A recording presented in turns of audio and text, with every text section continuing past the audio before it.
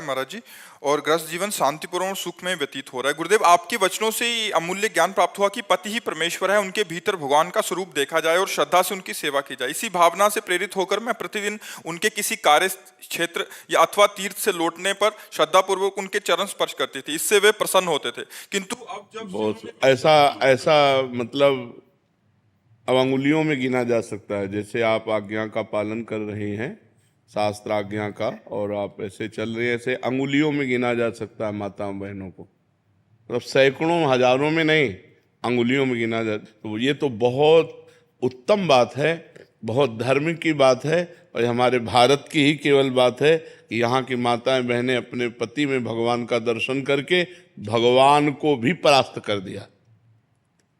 अनुसुईया जी ने अत्रि मुनि पर भगवत भाव करके भगवान शंकर और ब्रह्मा और विष्णु को 6-6 महीने के बालक बना के पालने में जुला दिया। ये देखो पातिव्रत धर्म, पातिव्रत धर्म का प्रभाव। धर्मराज भी चक्कर में पड़ गए और सावित्री अपने सत्यवान को वापस लेकर के ही आई। तो पतिव्रता में बहुत बड़ी सामर्थ्य है। जैसे एक यति ऐसे एक सती। आप अपने पति की अनुकूलता प्रतिकूलता पर न जाएं, भगवत भावना पर जाएं और नाम जप करें, इसी से भगवत प्राप्ति हो जाएगी। किंतु जब से उन्होंने दीक्षा नियमावली का पालन शुरू किया है, वे चरण छूने से विनम्रता पूर्वक मना करने लगे हैं। वे कहते हैं कि इससे उनके पुण्य और भजन की शक्ति प्रभावित हो सकती है। फिर भी मैं अपनी आदत और श्रद्धा के वश सुनो, वो अगर मना करते हैं तो उनके सुख के लिए दूर से नमस्कार कर लीजिए। दूर से नमस्कार, मान लो उनको रुचि नहीं, तो हमको क्या करना है कि हमारे प्यारे को जैसे पसंद हो। अगर वो कहते हैं कि ऐसे करने से हम राजी हैं, तो हम रोज ऐसे करेंगे। तुम खुश रहो, तुम्हारी अनुकूलता जिसमें, अगर ऐसे इतने से तो हम इतने से। अब इतने से राजी हो, आप उनसे पूछे इतने से राजी हो, इतने से तुम्हारे पुण्य नहीं जाएंगे। अगर कहते हैं हाँ ठीक है तो रोज ऐसे कर लिया। अपने पति को प्रसन्न रखना। अगर कहते नहीं नहीं करना है, बिल्कुल नहीं करेंगे, हम नेत्रों से करेंगे, नेत्रों से प्रणाम कर ले, हम हृदय से प्रणाम कर लेंगे। हम हृदय से आपको अपना भगवान मानते हैं, बाहरी व्यवहार करें या ना करें। जैसे जेहि विधि प्रभु प्रसन्न मन होई, करुणा सागर कीजिए सोई। हे प्रभु, जिस तरह आप प्रसन्न रहें, हम वैसे ही बर्ताव करेंगे। जो अपने पति को इस तरह से और पति के परिवार को पति के सुख के लिए अनुकूलता प्रदान कर, आज आदर्श है, ऐसी नारी आदर्श है। आज तो गजब का तांडव चल रहा है, तांडव चल रहा है।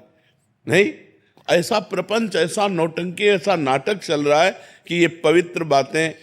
पति मेहनत करके घर में आया और पत्नी ने मुस्कुराकर स्वागत किया, सारी मेहनत उसी, थकान उतर गई, घर में प्रेम आनंद का वातावरण। तो एक गृहस्थी, सुंदर गृहस्थी हुई। अब ये राक्षसी प्रवृत्ति, पत्नी अलग हो पति अलग, दूसरी तरफ हो, आपस में क्लेश, अविश्वास, अशांति। इसलिए बहुत सावधान।